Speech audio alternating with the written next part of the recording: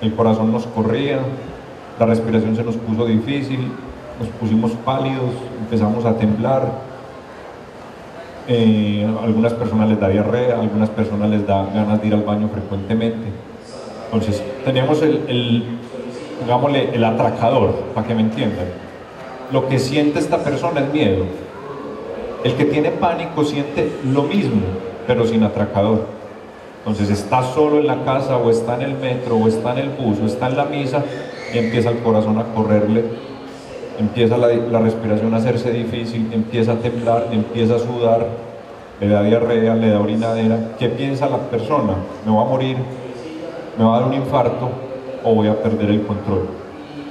¿Qué hace la persona? Se va obviamente para urgencias, y desafortunadamente muchos médicos no estamos entrenados, no están entrenados en los trastornos de ansiedad. Entonces son pacientes que van donde el cardiólogo, neurólogo, otorrino, y se quedan dando vueltas por toda la ciudad, hasta que por allá alguien le dice: eso no será pánico, eso no será un trastorno de pánico. Y muchas veces sí. Estamos hablando del 5% de la población, pues un 5 de cada 100 es relativamente alto. ¿Esos ataques de pánico cuánto suelen durar? La crisis fuerte dura más o menos 15 a 20 minutos, pero eso es muy horrible para los pacientes, porque ellos verdaderamente creen que se están muriendo. Ellos empiezan a sentir: y si me estoy muriendo. Dura más o menos 15 a 20 minutos, pero se pasan todos los otros días pensando: esto me va a volver a dar, esto me va a volver a dar.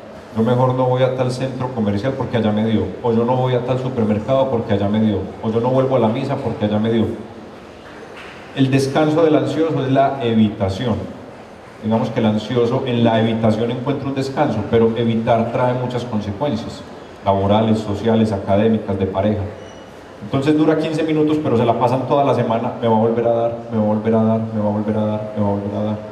Y ahí es cuando se vuelve un problema, y se les repite muy seguido, 2, 3, 4, 5, 6 veces por semana. La mayoría de la gente, cuando se habla de pánico, tiende a mirarlo con cierta superficialidad, a decir cobarde, miedoso, afronta los problemas.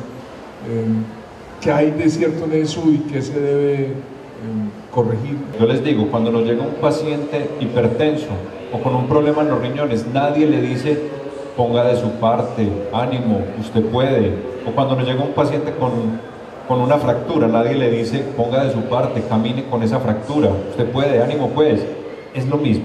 Los trastornos de ansiedad son enfermedades. No hay que poner de su parte, no es que le falte voluntad a la persona, no es que le falte carácter, no es que le falte berraquera, no es que sea pecador, no es que sea desagradecido con la vida, no es que sea desagradecido con los padres que tuvo, es que tiene un problema. Está enfermo, tiene un problema, algo no funciona bien con ciertas sustancias químicas en su cerebro que lleva a que esté teniendo un problema de ansiedad muy fuerte. Como les digo, el problema del pánico, las crisis son muy horribles, pero el problema es la evitación. ¿Por qué? Porque muchas personas se pueden tomar 2, 3 tragos de licor y se le puede quitar la crisis, pero no vuelven a salir, no vuelven a la iglesia, no vuelven a la misa, no vuelven al supermercado, no vuelven al centro comercial, porque siempre son pensando: ¿dónde me dio otra vez esa crisis? Es que eso me dio la vez pasada ya. Entonces ahí es cuando se vuelve un problema. Pero sigamos con en esa lista. ¿O qué más hay sobre el pánico? Importante es que, ahorita hablamos bien de eso, pero importante es que hay tratamiento. Que hay tratamiento que sirve para eso. Eso es como lo importante. Ahorita pues podríamos hablar más a fondo del tratamiento. El siguiente trastorno, no me acuerdo el nombre, pero es tan escabroso que me gustaría que lo dijera usted. El de ansiedad El trastorno de ansiedad generalizada. Entonces tenemos la ansiedad normal, que tiene unos picos. Mañana tengo un examen, mañana tengo una cita, mañana normales. El ansioso generalizado se la pasa acá, siendo esto lo normal. Es una preocupación constante de años por las cosas cotidianas de la vida. Como le dicen a uno los pacientes o los familiares: es que a mi mamá todo se le vuelve un mundo, es que para mi mamá todo es un problema. No son las preocupaciones reales, pues no son preocupaciones grandes. Es muy distinto si a mí me dicen: tenés un cáncer y estoy preocupado. Eso no es ansiedad generalizada, eso es una preocupación normal. Estos son preocupaciones por las cosas cotidianas, por las cosas del día a día. Todo se les vuelve un mundo, todo se les vuelve un problema.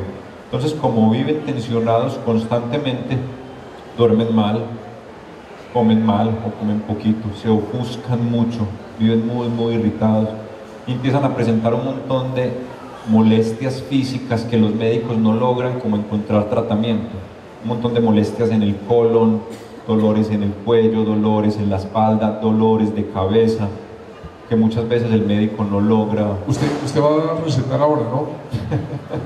Entonces esa es la ansiedad generalizada y esto dura años. Cuando uno habla con las personas le dicen a uno, yo llevo años así. Y yo les pregunto, ¿y en vacaciones que no? Yo no soy capaz de relajarme, mi cabeza, me decía algún día un paciente, parece el hámster en la ruedita, siempre está rumiando el pensamiento, va, vuelve, pero por cosas cotidianas. Este sería el ansioso generalizado. Ese es el trastorno de ansiedad generalizada. Sí. Llevamos dos, pánico, es que estoy bregando a escoger uno, pero no me gusta ninguno de los dos. El otro, el tercero, usted ya lo adelantó, el del estrés postraumático. Desafortunadamente somos un país violento, entonces se presenta mucho en nuestro medio. Son las personas que han sido víctimas de algún evento traumático en la vida. ¿Qué es un evento traumático? Un secuestro, una violación, un atraco, un choque, cualquier evento en el cual mi vida, mi integridad se haya visto comprometida.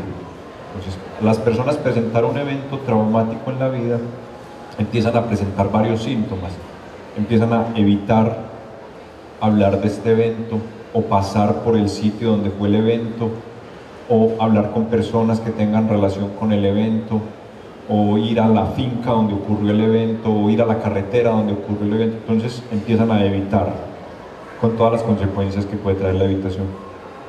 Otra es que empiezan a reexperimentar el evento. Entonces si tuvieron un evento traumático, tienen pesadillas, sueños, recuerdos del choque, del atraco, de la violación, del secuestro, constantemente.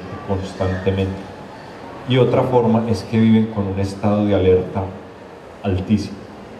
Entonces esto es muy común en nuestro medio porque desafortunadamente todos o casi todos hemos sido víctimas o hemos tenido algún familiar que haya sido víctima de algún evento traumático. Este es muy común en militares o en personas que hayan sido sometidas a eventos traumáticos. No necesariamente hay que haber sufrido el evento, con solo verlo o que le haya pasado a un ser querido se puede presentar el estrés postraumático. Ahí los picos de ese nivel de ansiedad son cómodos. Pueden presentarse como en el pánico, pero lo que más los molesta son las pesadillas, no poder pasar por el sitio, no poder hablar con personas que les recuerden el evento, entonces también evitan mucho. No poder hablar del evento. Algún día un paciente tuvo un evento traumático en un bus y el sonido de los buses, el freno de los buses le recordaba todo, con todos los síntomas físicos fuertes de ansiedad, no poder hablar del evento, entonces no podía volver a montar en bus, por ejemplo, no podía salir a la calle porque oía eso y le recordaba, entonces trae muchas consecuencias graves para las personas. Un cuarto trastorno es el que usted llama obsesivo. ¿Cómo se llama ese trastorno? El trastorno obsesivo compulsivo son las personas que tienen alguna idea que saben que es absurda pero que no se la pueden quitar de la cabeza. Por ejemplo, dudar. Entonces se acuestan y empiezan a pensar, yo sí cerré el gas, yo sí cerré la puerta, yo sí cerré la llave. Contaminación. Entonces lo que pasa es que una cosa es devolverse una vez en la noche y otra cosa es devolverse 20. Digamos que el problema es de tiempo. ¿Cuándo se vuelve un problema? Ahí es cuando el tiempo. Todos pues nos hemos devuelto a mirar si cerramos el carro, si cerramos la llave, si cerramos el gas. Pero ya si lo hacemos 20 veces... O preguntarse si me tomé la pastilla para esto. Sí me tomé la pastilla, pero ya si lo hacemos 20 veces, ahí sí se nos está volviendo un problema. Entonces tienen ideas de duda, de contaminación, es muy común. ¿Qué es lo de la contaminación? Se sienten contaminados, entonces se tienen que estar lavando las manos constantemente. Todos lo hacemos alguna vez, pero es muy distinto si lo hago 5 o 6 veces al día, así lo hago 40, 50, 60 veces al día. Pues la obsesión tiene la compulsión. Si dudo, verifico. Si estoy contaminado, me lavo. Hay una muy común que es de hacerle daño a alguien sin uno querer. Esa produce mucho sufrimiento, porque las mamás le dicen a uno, a mí se me viene la idea de donde yo le haga daño a mi hijo, o donde se choquen, o donde nos choquemos ahorita, donde este carro se voltee y nos matemos todos. yo no quiero pensar eso, pero no soy capaz de quitarlo.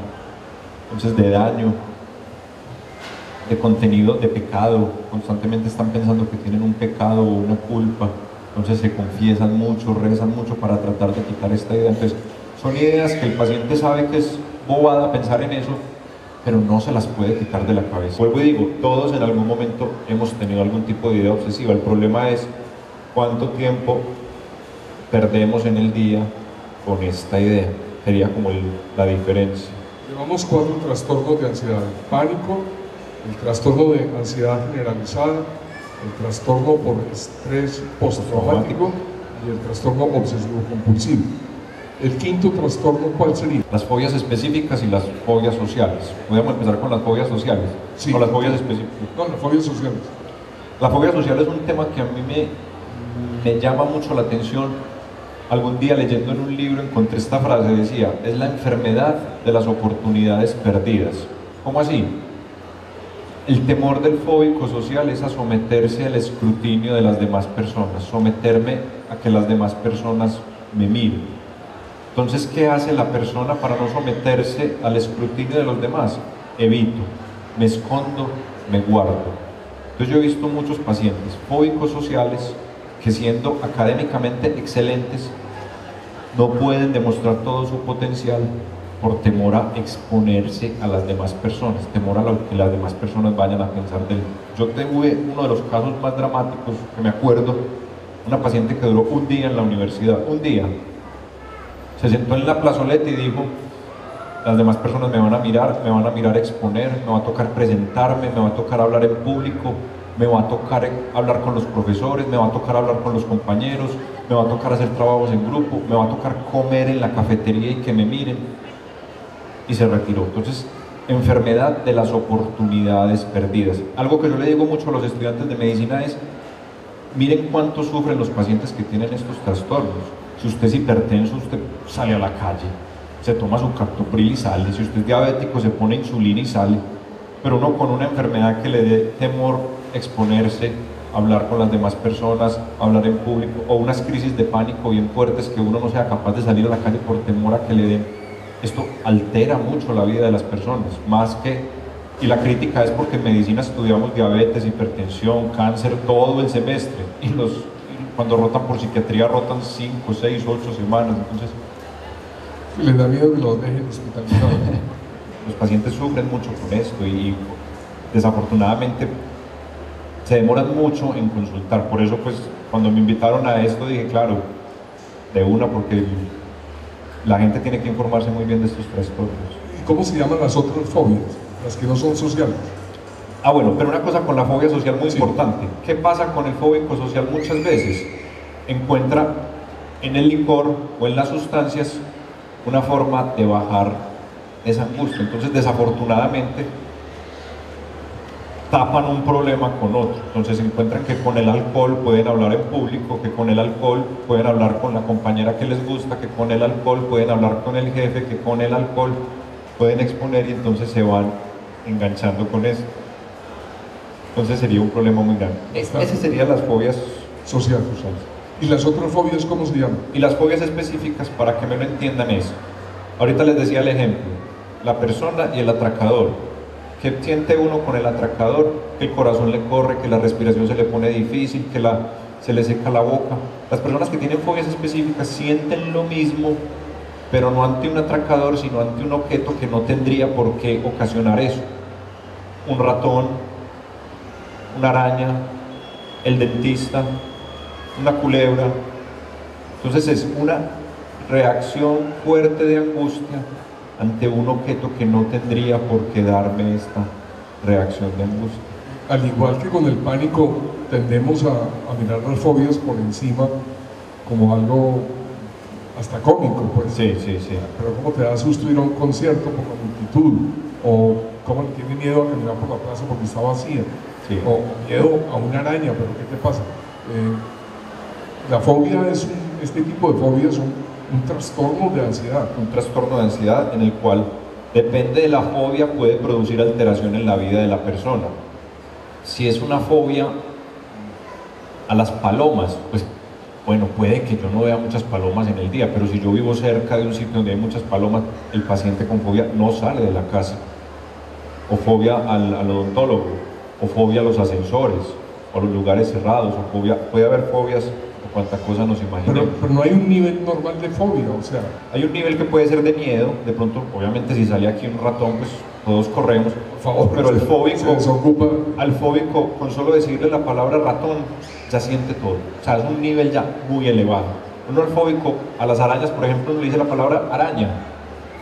O sea, que hay un fóbico, me está entendiendo. Un fóbico a las arañas, uno le hace el movimiento que hacen las arañas de las patitas. Y el fóbico ahí mismo, taquicardia, corazón rápido, dificultad para respirar, temblor, sequedad de boca, corra que esto es peligro. Esa sería la diferencia. Si voy entendiendo, en todos los trastornos que usted ha mencionado, se producen efectos Síntomas físicos, claro.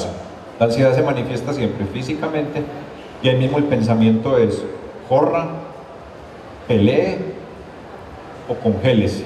Por lo general los humanos corremos cuando tenemos ansiedad, salimos corriendo, pero por ejemplo los animales cuando están ansiosos se enfrentan al atacante. Y hay unos que se quedan congelados, lo hemos visto por ejemplo en las codornices o los gallos que se quedan como congelados ante eso. Casi la mitad de las personas que tienen problema de ansiedad antes de buscar el tratamiento adecuado encuentran que el licor, que la marihuana, que el perico, que la cocaína, que el bazuco les puede. Entonces por eso hay que ponerle cuidado a tiempo porque el paciente está desesperado, la persona está desesperada y no quiere volver a sentir eso. Los médicos no le han podido decir qué es, la familia le dice que ponga de su parte, todo el mundo le dice que berraquito pues, y un día se da cuenta que el aguardientico. Entonces, uno que tiene que hacer, ayudarse con lo que ha podido encontrar, pero desafortunadamente estas sustancias generan dependencia. Entonces, por eso es importante consultar a tiempo, antes de que se dé cuenta que hay otras sustancias que traen todas las consecuencias negativas que hay, que le ayuden. Los 5 o 6 que hemos mencionado tienen tratamiento. Tienen tratamiento médico. ¿Cómo es el tratamiento médico para estos trastornos de ansiedad? Se deben descartar primero enfermedades médicas. No estoy diciendo que las de psiquiatría no sean médicas, pero enfermedades orgánicas que puedan simular esto. Por ejemplo, problemas de tiroides, problemas pulmonares, cualquier otro tipo de problemas de endocrinología, problemas neurológicos. Entonces el médico psiquiatra debe evaluar y determinar que no haya algo en el cuerpo que me esté explicando eso. También hay ciertos medicamentos que pueden producir síntomas parecidos a los de ansiedad. Yo me acuerdo que a mí, cuando estaba chiquito, me daban Bricanil, ese para el asma, no sé si alguien lo ha tomado, que uno cuando se inhala siente como que el corazón le corre. Entonces, descartar que no sea por algunos medicamentos, descartar que no haya consumo de sustancias, porque a todos nos ha pasado de pronto que nos tomamos 2 o 3 copas de más y al otro día sentimos que el corazón nos corre. Entonces, se deben descartar muchas cosas primero. Una vez esté claro que hay un problema de ansiedad, hay tratamientos médicos, farmacológicos y hay tratamientos psicológicos. Ya se debe determinar, lo ideal es hacer los dos.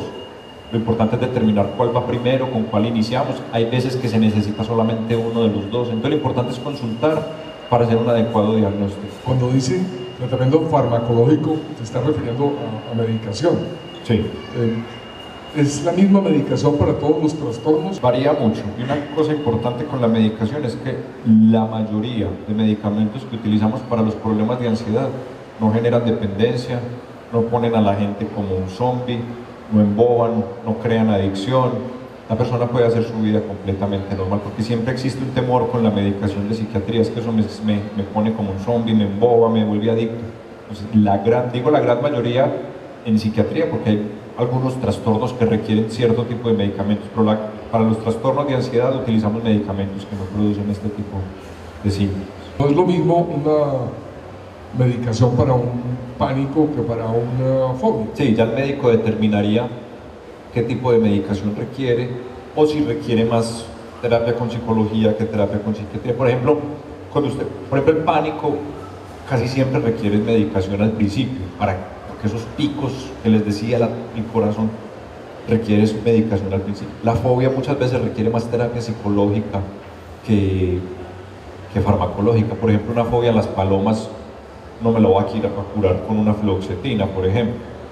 El paciente requiere hacer un tratamiento de exponerse lentamente, paulatinamente, al evento que le genera la Esas fobia. medicaciones tienen un tiempo, un límite. Sí, eso es muy importante porque casi todos los medicamentos que usamos desafortunadamente son demoraditos en empezar a actuar.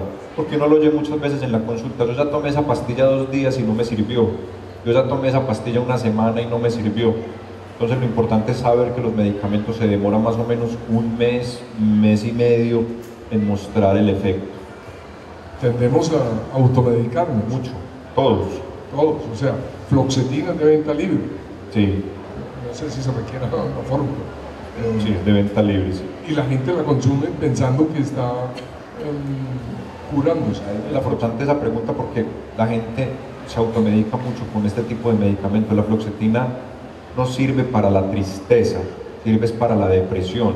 La depresión es una enfermedad, la tristeza es un síntoma, un sentimiento normal ante un evento que me ocurre, y la tristeza hay que vivirla, el duelo hay que vivirlo. La fluoxetina no sirve para este tipo de... sirve para los trastornos y sirve por un tiempo determinado. Automedicarse con este tipo de medicamentos puede ser peligroso, y la fluoxetina tiene un pero, y es que paradójicamente aumenta un poquito la ansiedad la primera semana. Entonces, por ejemplo, yo no lo utilizo mucho en pacientes ansiosos porque la primera semana aumenta mucho la ansiedad, entonces puede ponerse peor. El tratamiento es una combinación de farmacología y de psicología. Sí. ¿Cómo es eso? Las personas que tienen problemas de ansiedad o problemas depresivos por lo general llevan mucho tiempo con eso. Digamos que el cerebro se enseñó a pensar así. Y los pacientes muchas veces saben que ellos tienen un problema. Todo el mundo les ha dicho: ponga de su parte, no piense más en eso, pero eso no es tan fácil. Ojalá fuera tan fácil, pero eso no es de no pensar en eso. Son pensamientos que están recurrentemente en su cabeza, que no se quitan diciéndole a la gente: no piense en eso, ponga de su parte, hágale pues. El paciente tiene que aprender a darse cuenta, a modificar sus pensamientos. Muchas veces se requiere exposición a lo que me genera la ansiedad, pero es una exposición guiada por un terapeuta, casi siempre es un psicólogo entrenado en esto, que los puede guiar lentamente a este suceso, lugar, persona que les genera la ansiedad, para que él mismo vaya como modificando su forma de pensar, reestructurando ese pensamiento ansioso. Los pensamientos son muy automáticos, uno le dicen una cosa y uno mismo automáticamente sabe si eso le genera ansiedad o no. Uno no piensa: ve, esto me va a dar ansiedad, esto sí o no, esto no, eso es muy automático. Entonces, con el psicólogo muchas veces se trabaja eso, como aprender a modificar estos pensamientos automáticos que la persona está teniendo. Pero hay muchas personas y muchos sitios donde se hace adecuadamente y los cuales está cada vez mostrando que sirve más. No en vano, por ejemplo, en la Facultad de Medicina se están haciendo cada vez más cursos de medicina tradicional china, de medicina, de acupuntura. Hace poco estuve en un curso, te estaba contando ahora que estuve en un curso en Harvard de actualización de tratamiento de depresión y de ansiedad, y había un psiquiatra solamente estudiando medicinas complementarias para los problemas de ansiedad y depresión. Entonces yo creo que sí, y que a futuro va a coger mucha fuerza, pero hay que saber muy bien dónde y cómo. ¿Cierto? Y ya hay una apertura de parte y parte. Claro, pero hay que saber bien. Y las goticas esas que toma un expresidente, ¿eso sí funciona? Pues parece que no. Parece que no. Hay que mirarlo con mucho cuidado. Por ejemplo, hemos oído hablar mucho de la hierba de San Juan, que es el famoso OK, lo hemos oído mencionar mucho. Hay muchos reportes en Estados Unidos de pacientes que han tenido problemas de enfermedades del hígado, en los cuales el hígado queda vuelto nada por este tipo de medicamentos. Entonces yo creo que automedicarse con goticas que no nos esté dando un especialista, o con goticas que mi vecino o mi amigo o mi primo tomó, puede tener consecuencias muy graves. Yo creo que lo mejor sería asesorarse bien. Otro tipo de actividades, el deporte. El deporte cada vez coge más fuerza y cada vez hay más evidencia del deporte en los problemas de ansiedad. Hay que saber qué tipo de deporte y cuándo. Por ejemplo, recordemos, les decía lo del pánico, que es ese pico fuerte de ansiedad. En esos momentos yo le digo al paciente: no me haga deporte, porque el paciente sale a trotar, empieza a sentir que el corazón le corre, que la respiración le falla, se le hace difícil y su cerebro le dice: te dio otra crisis, y le da otra crisis. Me quedé pensando en la paciente suya que solo estuvo un día en la universidad. ¿Qué pasó con ella? Ella ha hecho un tratamiento adecuado porque ella empezó un tratamiento farmacológico asociado a la ansiedad, tenía una depresión, que ahorita hablamos de este tema tan importante, pues esta comorbilidad. Y empezó una terapia cognitiva conductual, un tratamiento psicológico para poder enfrentar su problema de ansiedad. Entonces empezó nuevamente a exponerse a las situaciones que les tenía temor. Ella sabía que era una bobada, ella tenía todo eso claro, todo el mundo se lo había dicho, pero entonces empezamos a trabajar con ella a que lentamente empezara a exponerse a los sitios temidos, pero por poquito tiempo. Vaya hasta la universidad y se devuelve una semana. A la semana entre, quédese adentro un tiempo y se devuelve. A la semana entre, quédese en la cafetería. O sea, lentamente se fue exponiendo. Lo más cómodo era quedarse en la casa, pero era una estudiante que había pasado a la Universidad Nacional, que no es fácil, que tenía su cupo, que tenía su puesto. Ella se pudo haber quedado en la casa, pero ella empezó a exponerse lentamente y en este momento está estudiando de nuevo en la universidad. Cuando estaba pensando en otras actividades para los trastornos de la ansiedad, mencioné el deporte, pero también se me ocurrió la religión. Hay muchos estudios que nos muestran que tener la parte espiritual fortalecida ayuda mucho. Hace poco veía un estudio que cogieron, eran como 50 personas con depresión y los dividieron en dos. A la mitad les hicieron tratamiento, la mitad creían en algo, en lo que quisieran, pero creían en algo, y la mitad no creían en nada. Y les dieron la misma pastilla. Los que creían en algo mejoraron. ¿Era un placebo o una pastilla? No, la misma pastilla, el mismo tratamiento antidepresivo, pero los que creían en algo, fueron muchos más los que mejoraron, y fueron muchos y mejoraron mucho más rápido. Entonces, el fortalecimiento de la parte espiritual también es muy importante, independiente del credo que tenga la persona. Mencioné placebo. ¿Se usa mucho eso en el tratamiento de los trastornos de ansiedad? No se usa, pero lo utilizan otras personas que no, digamos que para estafar. Por ejemplo, el efecto placebo es un medicamento que no tiene ninguna función, no es un medicamento, algo que simula un medicamento que no tiene ninguna función en el organismo, pero la persona piensa que está tomando el medicamento, entonces les dan pastillitas de harina. Si a uno un médico le dice, tomes esta pastilla, que esto lo va a curar para cualquier cosa, de cada 140 personas pueden mejorar, para que el efecto placebo funciona y mucho. Si yo le digo a ella, tomes esta pastilla, yo soy el mejor médico del mundo, esta pastilla ha curado a todo el mundo y le sirve, puede que le sirva, hasta un 40%.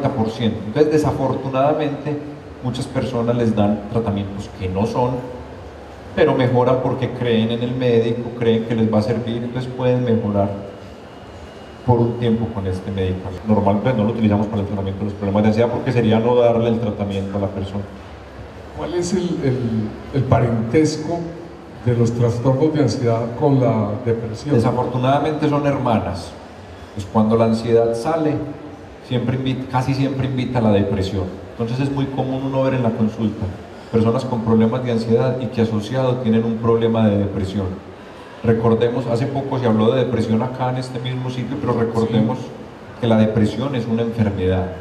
La depresión no es falta de voluntad, no es falta de berraquera, no es falta de carácter, es una enfermedad muy seria.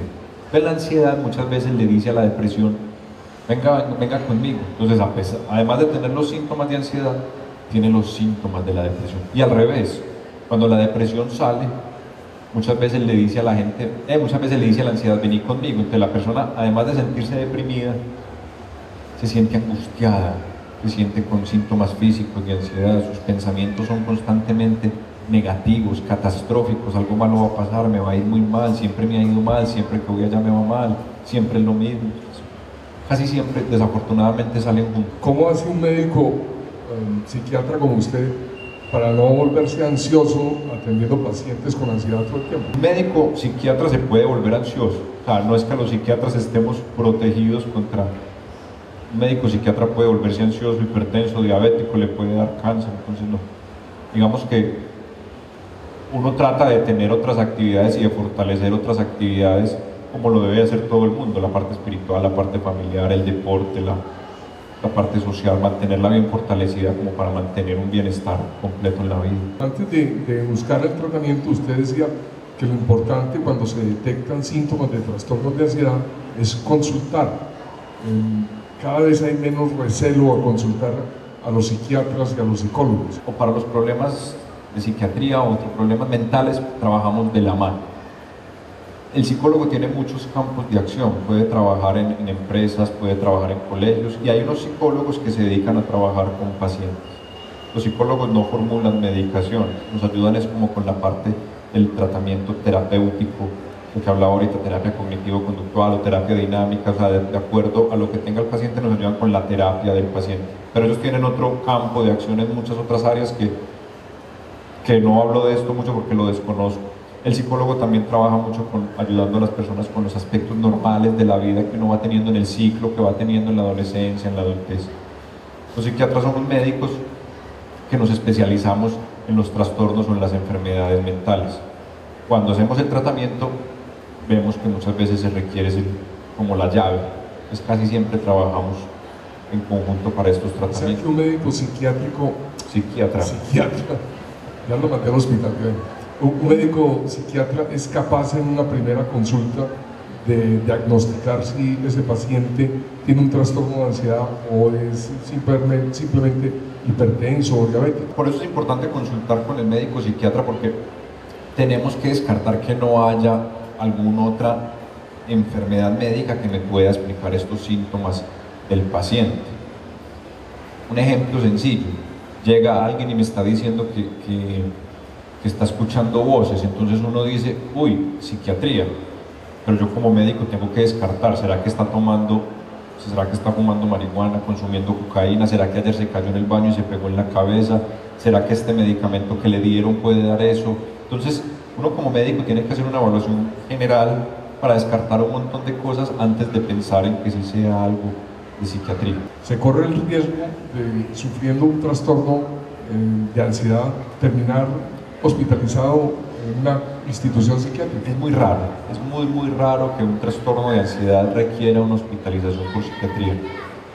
Uno piensa en hospitalización por psiquiatría si hay un riesgo de que el paciente se vaya a hacer daño, o si el paciente no puede tener un adecuado soporte familiar y los síntomas pueden ser peligrosos para él o para la familia. Es muy raro que con un trastorno de pánico, una ansiedad generalizada o un trastorno obsesivo requiera una clínica psiquiátrica, no es lo normal, rara vez ocurre eso. En su experiencia clínica, ¿cuáles son los trastornos de ansiedad más consultados en Medellín? Lo que no más ve en la consulta es la ansiedad generalizada y el trastorno de pánico. El trastorno obsesivo no consulta tanto porque el paciente le da temor, le da vergüenza de decir que tiene una idea, que sabe que es absurda, que sabe que es una bobada, pero que todo el día le está martillando en la cabeza y le está martillando.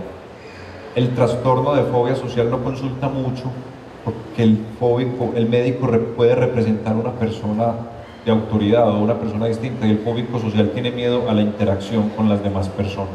Entonces tampoco consultan tanto con psiquiatría. El estrés postraumático, desafortunadamente, digo desafortunada porque es que somos una ciudad o un país muy violento, entonces sí lo vemos mucho: militares, accidentes de tránsito, víctimas de eventos traumáticos de cualquier tipo, también lo vemos mucho. ¿Se pueden aplicar todos estos criterios psiquiátricos a la ansiedad refiriéndose a una sociedad y decir Colombia tiene alguno de estos trastornos? No podría decir pues que un determinado ciudad o un determinado país tenga. Yo podría decir que hay ciertas ciudades que pueden tener mayor número de personas con estrés postraumático, por ejemplo. No es lo mismo si yo hago un estudio de estrés postraumático en Afganistán si lo hago en Suiza. Entonces el estrés postraumático sí depende mucho del entorno, pero el trastorno obsesivo, el pánico, el trastorno de ansiedad generalizada es igual en todas partes, en todas las sociedades, en todas las ciudades, en todas las razas, es igual. El estrés postraumático sí depende mucho del entorno en el cual la persona esté. Cuénteme el caso más estrambótico de trastorno de ansiedad que usted haya tenido en su consulta. Y me llama mucho la atención, yo quitaría la palabra estrambótico, me llama mucho la atención cuando yo veo personas con ansiedad, que llevan mucho tiempo con ansiedad y que por el temor evitan y llevan encerrados en la casa años. Digamos que esos son los casos que más me impactan, porque tienen temor a salir porque les vaya a dar una crisis de pánico. Entonces me he encontrado personas que llevan en la casa encerrados 4 o 5 años Por ejemplo, me llama mucho, digamos que me mueve mucho ver personas jóvenes que no se retiran de las carreras o se retiran de los trabajos por temor al escrutinio social de las demás personas, o personas que tienen ideas obsesivas y entonces empiezan a evitar un montón de actividades para no tener que estar pensando tanto en eso. Entonces he visto casos dramáticos de encierros en casas de 2, 3, 4, 5 años, o personas que para poder hablar en público, para poderse desenvolver, para poder hablar con el jefe, algún día se tomaron un trago y a la vuelta de 5 años terminan alcohólicos, o algún día consumieron algún tipo de sustancia, marihuana, perico, etcétera, y terminan adictos a eso. Entonces digo, uno cree que la ansiedad es muy light, y no, o sea, uno cuenta que las personas sufren mucho con estos problemas de ansiedad. Claro, se da uno cuenta que no es light cuando usted dice que todo trastorno de ansiedad implica unos síntomas físicos. Claro. Bueno, ¿cómo redondearía usted el tema de en qué momento la ansiedad se convierte en un problema? Lo que yo pienso es, si yo tengo unos síntomas, no solo para ansiedad, puede ser para depresión también o para cualquier otra cosa, yo estoy sintiendo algo que me está ocasionando una alteración en el funcionamiento que yo tenía en la vida. ¿Qué es alteración? Sueño, apetito, la relación que tengo con mi pareja, la relación que tengo en mi círculo social, trabajo, universidad. O sea, esto que yo estoy sintiendo, esto que yo estoy pensando, me está alterando mi calidad de vida, me está ocasionando un problema y se puede consultar y hay tratamiento para eso. Sería como la forma de redondear eso. Bueno, vamos a darle la palabra al público. Buenas noches, gracias doctor. Yo soy maniático depresivo. Soy ansioso, pero tengo un problema, que es que mi modo de vida, mi trabajo es de ansiedad. Yo compro y vendo acciones por internet. Entonces, cuando yo compro el petróleo, estos días el petróleo 4.000 y vuelta, pago a 3.000, eso me creó una ansiedad enorme. Entonces, hace una semana, pues, los pelos de punta, no tiene plata en esto. O sea, yo debo seguir en este mundo, pero me agrada. Lo es que me agrada el mundo de las acciones. No se vaya a retirar de su trabajo todavía. Yo he visto personas que en momentos de depresión o en momentos de ansiedad dejan todo, dejan la universidad, dejan el trabajo, dejan la pareja. Cuando salen de la ansiedad o la depresión me dicen, ya salí de la depresión doctor, muchas gracias, ayúdenme a recuperar mi universidad, mi trabajo, mi pareja, mis papás. Normalmente cuando uno está ansioso o cuando uno está deprimido, toma decisiones que no son las más acertadas. Entonces yo lo que le recomendaría es consultar o hablar si ya está consultando bien con su médico tratante y evaluar hasta qué punto este tipo de trabajo, que me imagino que requiere también trasnochar, que podría ser perjudicial, y esta ansiedad tan intensa, no me imagino pues cómo debe ser perder una cantidad exagerada de plata en esto, hasta qué punto le puede estar trayendo alteración en su vida diaria. Entonces, no tomar decisiones en momentos de angustia agudos, pero sí sería muy bueno consultar y poner como en una balanza qué estoy haciendo, qué tipo de trabajo estoy haciendo, qué consecuencias me está teniendo, puedo seguir con este trabajo si recibo un tratamiento, o así recibo un tratamiento, este no es el trabajo más adecuado para mí. Pues él mismo lo dice, o sea, me gusta lo que hago, es un mundo muy ansioso, pero me gusta, no quiero salir de ahí. Puede sentir en el momento pico de ansiedad como dice la gente, cierta adrenalina que puede ser buena, pero le está trayendo unas consecuencias después. Él dice que después pasa una semana fatal cuando ocurre eso. Entonces sería como muy bueno consultar y evaluar adecuadamente. ¿Se asocian todas estas enfermedades con el síndrome bipolar afectivo? Yo sufro el síndrome bipolar afectivo y estoy medicada hace 10 años. Ella habla del síndrome bipolar afectivo y pregunta si tiene alguna relación con los trastornos de ansiedad. El trastorno afectivo bipolar es una enfermedad que tiene tratamiento y que cuando la persona tiene un tratamiento adecuado hace su vida completamente normal, como usted dice. Las personas que tienen cualquier otro trastorno psiquiátrico, ya llámese trastorno bipolar, depresión, pueden tener más riesgo de tener problemas de ansiedad. Pueden tener de pronto un poco más de riesgo, pero no quiere decir que vaya a tener un problema de ansiedad. Buenas, yo quisiera consultar preguntar en el trastorno de pánico, cuando una persona sufre de la tiroides y ha estado en tratamiento para ese trastorno y ha pasado, por ejemplo, 13 años sin el trastorno, vuelve y se le repite a los 13 años y toma el mismo medicamento que en este caso sería el Rivotril. El Rivotril a mí me parece que sí causa dependencia, porque uno siente que cuando no se toma la pastilla o se pasó 5 o 10 minutos, ya te va a dar el trastorno de pánico. Tener problemas de tiroides puede llevarme a tener algunos síntomas que pueden parecer trastornos de ansiedad, y tener problemas de tiroides no tratados, una tiroides descontrolada y un trastorno de ansiedad, va a ser más difícil para el médico controlar el problema de ansiedad hasta que yo no controle la tiroides. Si yo tengo la tiroides controlada, no hay ningún problema con el problema de ansiedad, pero tiene el riesgo de presentar problemas de pánico como cualquier persona. Desafortunadamente los problemas de pánico son trastornos crónicos y recurrentes. ¿Qué quiere decir esto? Que duran muchos años y que se pueden volver a repetir. Es la ansiedad como de enamoramiento. Una vez cada 8 días, y lo quiero que pase la semana rápidamente para volver a ver. Ansiedad muy buena, ¿no? Buenísimo. Pero no consulte. Hágalo. ¿Pero qué hago? ¿Qué necesito? No consulte, que después la quitamos y qué pereza. No, la ansiedad. La ansiedad hay que vivirla. Por eso les decía al principio, y Esteban me preguntaba al principio, hay una ansiedad que es normal y que hay que vivirla. Qué pereza vivir sin eso. Hay que vivirla. Entonces la ansiedad cumple una función y muy bueno vivirla. Yo no le recomendaría consultar, de pronto hablar con esta persona o Que venga más seguido. sí, verse más seguido, pero no, esa ansiedad es muy buena y hay que vivirla. No le recomendaría ningún tipo de tratamiento. Luego te pasas a este lado, por favor.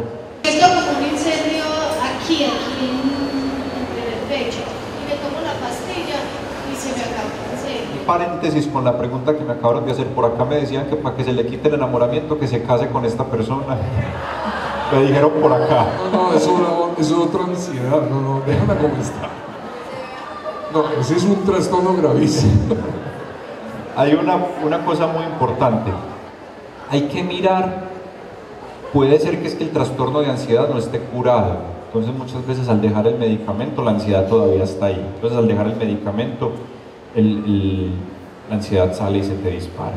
Puede ser que no, que todavía, ahorita hablamos por ejemplo de las ideas obsesivas, que son pensamientos recurrentes que están en la cabeza de la persona y que le producen ansiedad. Puede ser que todavía no has hecho un tratamiento adecuado, digamos que para la parte de tus pensamientos, entonces te quitan el medicamento que te controla mucho la parte física, pero tus pensamientos todavía están ahí, entonces se te dispara la ansiedad. Y hay algunos medicamentos que pueden generar dependencia. Lo ideal es con el tiempo irlos disminuyendo y utilizar unos que no. Hay veces que se tienen que usar al principio. Ahorita me hablaban del Rivotril, hay veces que uno los tiene que usar, pero la idea es con el tiempo irlos disminuyendo. Gracias, doctor. Yo tengo una hermana que sufre de agorafobia porque la estuvieron molestando, que la iban a secuestrar. Ella ya no sale a ninguna parte, no quiere tener contacto con nadie. Cada vez es más difícil la vida de ella, ¿sí? Pero ella no le gusta ir al psicólogo, sino con las drogas que yo veo que en realidad no le han servido. Los medicamentos me pueden quitar, digamos que la parte física. Puede que ella con medicamentos ya no sienta que el corazón le corre, puede que no sienta, pero ella le da miedo salir, me imagino, por temor a que le vuelva a pasar, o sea, está evitando. Lo ideal sería que hiciera el tratamiento también con psicología para poder aprender, darse cuenta ella misma que puede salir, que no le va a ocurrir esto de nuevo, que puede exponerse nuevamente a esto, porque el medicamento, digamos que le está haciendo un 50%, pero sigue evitando. Y evitando se siente tranquila, pero evitando se está perdiendo del mundo. Pues lo ideal sería con el terapeuta que la trata, explicarle bien todo esto, volverle a comentar bien, volverle a mostrar los beneficios que puede tener para que ella se haga el tratamiento adecuado. ¿Cuál es el efecto del pánico frente a la secretación de serotonina en el cerebro? O sea, ¿cuál es la causa y cuál es el efecto? Se han estudiado muchas sustancias, oímos mucho hablar de la serotonina, de la adrenalina, de la noradrenalina. Entonces hay algunos medicamentos que se sabe que actúan sobre estas sustancias y que han dado resultados. Entonces las hipótesis dicen que son problemas de serotonina, de adrenalina, de noradrenalina a nivel cerebral y que estos medicamentos lo que hacen es entrar y regular un poco estas sustancias.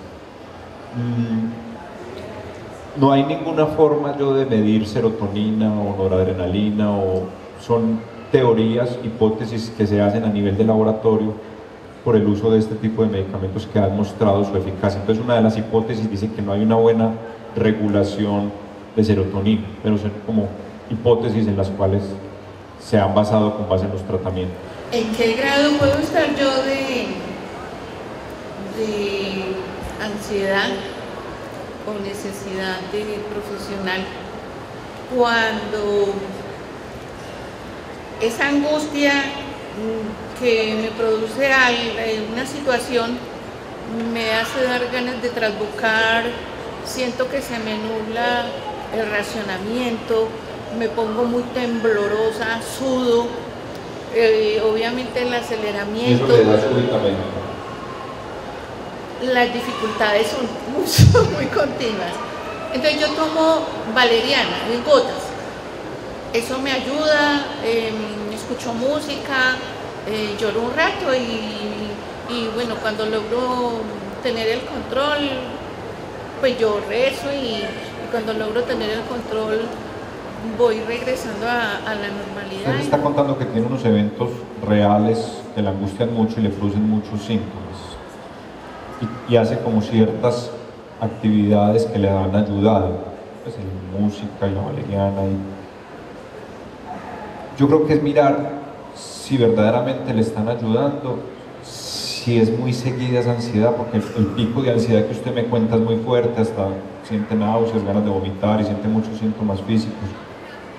Yo creo que sí se beneficiaría de buscar ayuda y consultar, porque es normal sentir una ansiedad y que le dé uno eso 1 o 2 veces, pero si es muy seguido, si es muy frecuente y te está ocasionando malestar, sí sería bueno mirar qué más hay como para ayudarte con eso.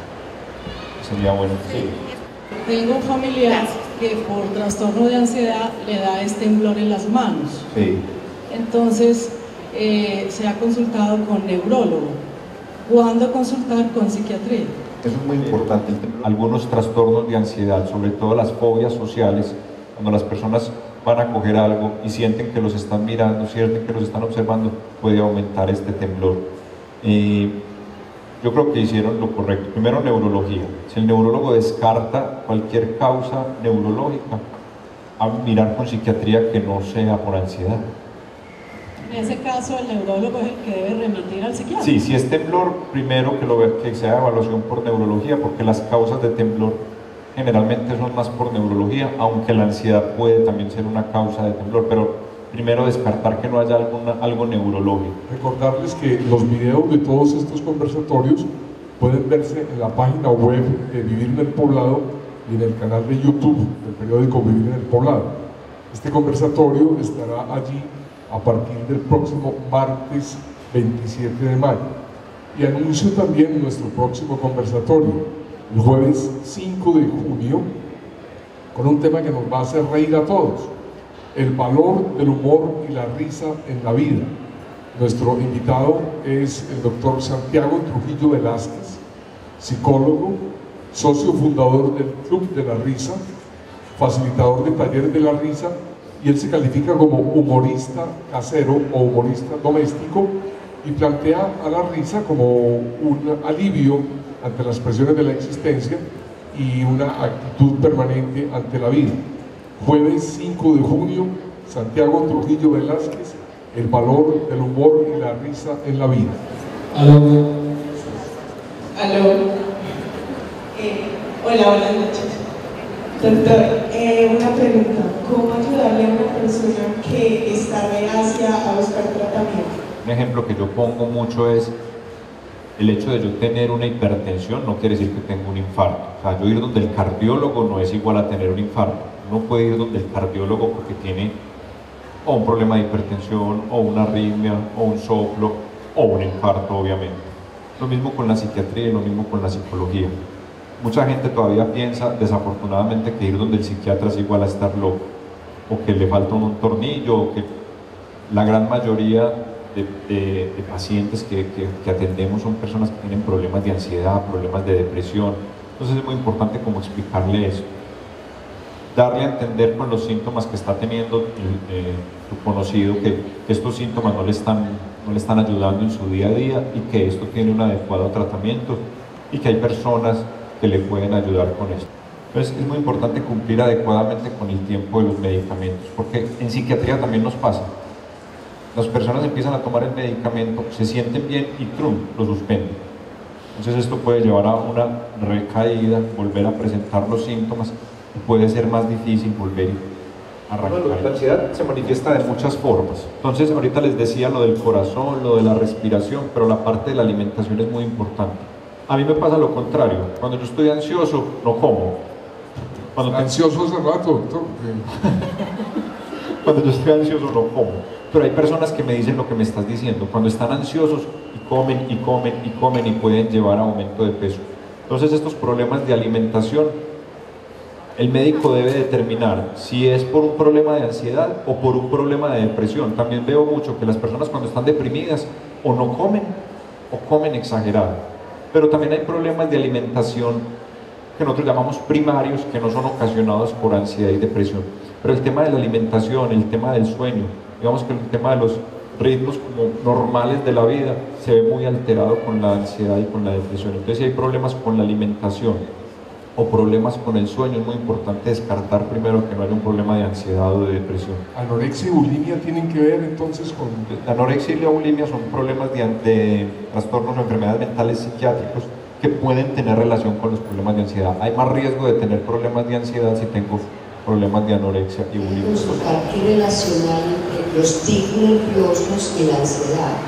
Se ha visto que las personas cuando tienen algún tipo de tic y tienen problemas de ansiedad o están ansiosos, se les pueden aumentar estos tics. Muchos tics no tienen ninguna relación con la ansiedad, ocurren por enfermedades neurológicas o ocurren porque a la persona le iban a ocurrir, pero muchas personas que tienen tic y tienen problemas de ansiedad se le pueden aumentar este tipo de tics, entonces sí puede haber cierta relación con eso. Buenas noches. Buenas noches. Es verdad que la persona que tiene glaucoma no puede tener tratamientos antidepresivos. El glaucoma es un problema en el cual hay una dificultad en la circulación de los líquidos que hay en el ojo, entonces algunos medicamentos antidepresivos pueden aumentar la presión interna del ojo. Entonces es muy importante, si uno tiene glaucoma, comentarle esto al médico, porque no es que no hay tratamiento, hay algunos tratamientos que pueden aumentar esto. Entonces por eso les decía, es muy importante consultar y ver toda la parte física, orgánica. Bueno, muchísimas gracias, doctor Antonio Carlos. Muchas gracias por la invitación. Muchas gracias a ustedes. Nos vemos el jueves 5.